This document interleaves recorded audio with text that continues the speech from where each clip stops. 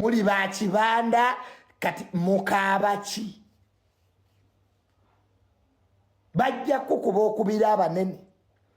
okuba n'abanene tekikufuula munene bintu byangatto tetwagala musumbu we DPC ROC banzita RPC muwereze polisi te polisi eve mu bintu bino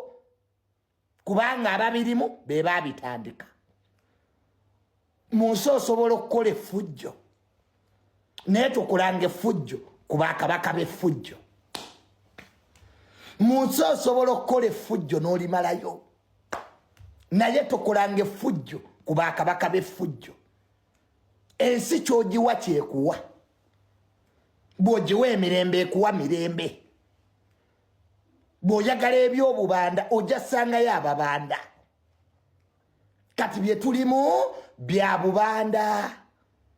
mwasanzeeyo abalala abakola effujjo kati mwekube faawangula gwe tugenda naye omwaka guno tetugenda kufa na bantu awa akuba gwe tugenda naye nkutide akuba gwe tugenda naye tetuyina budde bwa sympathy bannange mutuyambe emmotoka bazoononye wabadde oyagala boonoone ki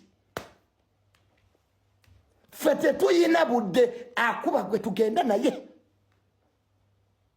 okitegedde ekintu ekyo guno omwaka mulala tetuyina budde bwakukaaba bannange bazijeemu amanyo bive abisobola yabiyingira atabisobola dde bali Palaso tayina kibi kye yakoze banne Palaso yakoze tayina kibi kye yakoze muzannyo gw'abanene abaganda bagamba eyeewoza omumba gwe bazikuba ababanda tebakaaba ababanda tebaloopa ku polisi ababanda tebaloopa mu banene ababanda bakubira ababanda bannaabwe ababanda tebakaaba tewali sympathy wano tiimu ngatto ku ngatto maama bwekiriza baganda mu 24 hours banavuuka bateekateeka they are not joking bw'olaba abantu nga basirise tobayita basiru eno si mmere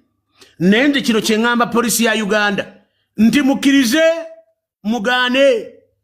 bwe mutaakontrolinga ekintu kino tugenda kubanga Haiti nga buli street erina ganga tujja kubanga Mexico tujja kubanga Latin America kati bano si banjaga bano ba revenge ekyokubiri tosobola kwasa motoka ezo zonna nowebaka mu nnyumba yo Palaso taliwo waka kyo kikirizo bakigani number 2 Palaso anahayalinga atya bagunzi abo kuba Palaso ngambye ali waka alabagatali anti ali waka abantu bano tasobola kubaliisa for 10 days tikisoboka tasobola kubaliisa for 10 days abamukuuma abo tasobola nebanga polisi bamujumuwadde ajja kubasasula polisi netajja gisasula kumala omwezi. These boys are not sleeping. Okujjako nga waliwo mediation ya government ndi IGP ayita abavubuka bano but these guys are meaning business. Era nsaba Inspector General Police oyita abavubuka bano bonna obatuuze babiri nga siba satu nga siba na nga teri aliko gaali mwogere nabo naye bano abavubuka kye batandiseewo kijja kuba kibi. Number 2 kigenda kubakosa mu bivulu byabwe. Buli lwokola ekivulu bajja kutya nga ganga zine bbiri weeziri. Ekyokuna igo tena gwegenda kusasula kino kigenda kuba hayipo mugenda kuwulira enduulu mugenda kuwulira abawala bebadduka muwulira abasajja bebadduka mugenda kuwulira ekintu mugenda kuwulira embirigo mugenda kuwulira essasi mugenda kuwulira amajambiya mugenda kuwulira polisi nga kuba mu bbanga bana abantu bivulu bigenda kubeerako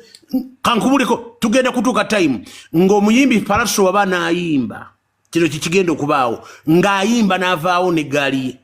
Number 2 kigenda kuba costly on each side.